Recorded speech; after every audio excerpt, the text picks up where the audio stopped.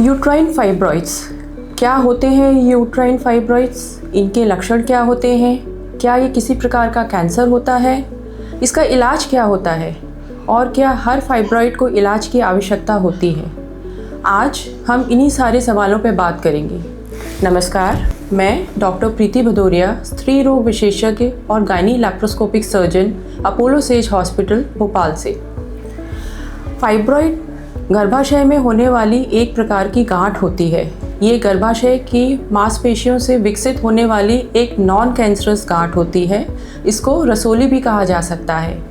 ये कैंसर नहीं होती है और इसके कैंसर में बदलने की संभावना भी काफ़ी कम होती है, लगभग 1% से भी कम।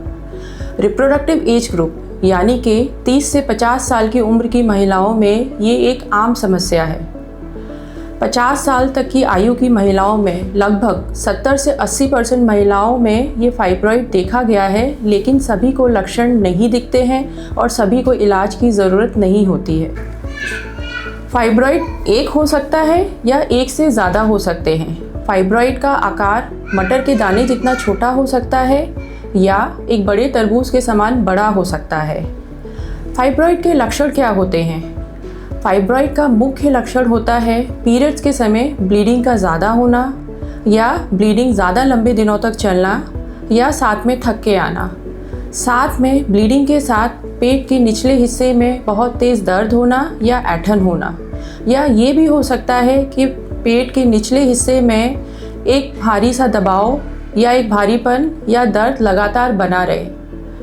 इसके अन्य लक्षण हो सकते हैं बार बार यूरिन आना, कब्जी होना, पेट का फूलना या पेट का भरना। फाइब्रॉइड्स के कारण प्रेगनेंसी होने में दिक्कत हो सकती है या बार बार अबॉर्शन भी हो सकता है। फाइब्रॉइड्स के कारण पीठ के निचले हिस्से में दर्द हो सकता है या पैरों में भी दर्द हो सकता है, और ये भी संभव है कि आपको फाइब्रॉइड हो और आपको कोई भी लक्षण ना हो।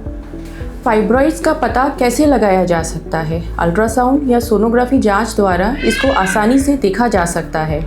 फाइब्रॉइड्स हार्मोन डिपेंडेंट होते हैं, यानी इनके बढ़ने का मुख्य कारण ईस्ट्रोजन और प्रोजेस्टेरॉन हार्मोन होते हैं। प्रेगनेंसी में हार्मोन का स्तर बढ़ने की वजह से फाइब्रॉइड का आकार बढ़ सकता है, और मेनोपॉज के बाद हार्मोन का स्तर कम होने की वजह से आमतौर पर ये फाइब्रॉइड अपने आप ही सिकुड़ जाते हैं या श्रिंक हो जाते हैं। क्या हर फाइब्रॉइड को इलाज की ज़रूरत है? नहीं। अगर फाइब्रॉइड का आकार छोटा है या वो कोई गंभीर लक्षण नहीं दे रहा है या उम्र मेनोपॉज के आसपास है, तो फाइब्रॉइड को इलाज की ज़रूरत नहीं होती। इसमें डॉक्टर नियमित सोनोग्राफी जांच द्वारा फॉलोअप में रहने की सलाह देते हैं। फाइब्रॉइड का इलाज निर्भर करता है आपकी उम्र पर, लक्षणों की गंभीरता पे, फाइब्रॉइड के आकार पे, गर्भाशय में वे कहाँ स्थित है इस बात पे, और साथ में इस बात पे कि आप क्या फ्यूचर में प्रेगनेंसी प्लान करना चाहते हैं या नहीं। फाइब्रॉइड के उपचार के 3 मुख्य विकल्प हैं। पहला विकल्प दवाइयों द्वारा, लेकिन दवाइयाँ पूरी तरीके से फाइब्रॉइड को ख़त्म नहीं करती हैं, पर लक्षणों को नियंत्रित करती हैं। दूसरा विकल्प है मिनिमली इन्वेसिव प्रोसीजर्स, जिसमें कि सबसे कॉमन है यूट्राइन आर्टरी एम्बोलाइजेशन, जिसमें कि फाइब्रॉइड की खून की आपूर्ति को रोका जाता है, जिससे कि फाइब्रॉइड खुद ब खुद सिकुड़ जाता है। तीसरा विकल्प है सर्जरी। सर्जरी 2 प्रकार की होती है।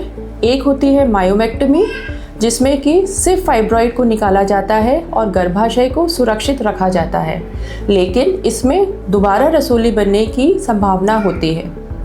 दूसरा विकल्प होता है हिस्टेक्टोमी, जिसमें कि पूरा का पूरा यूट्रस ही निकाल दिया जाता है। यह एकमात्र स्थिर इलाज है फाइब्रॉइड का, जिससे कि आगे फाइब्रॉइड बनने की संभावना बिल्कुल नहीं होती है, लेकिन हिस्टेक्टोमी के बाद प्रेगनेंसी नहीं हो सकती है। फाइब्रॉइड्स के बारे में, उनके इलाज के बारे में अगर आपको और जानकारी चाहिए तो आप संपर्क कर सकते हैं अपोलो सेज हॉस्पिटल में। नमस्कार।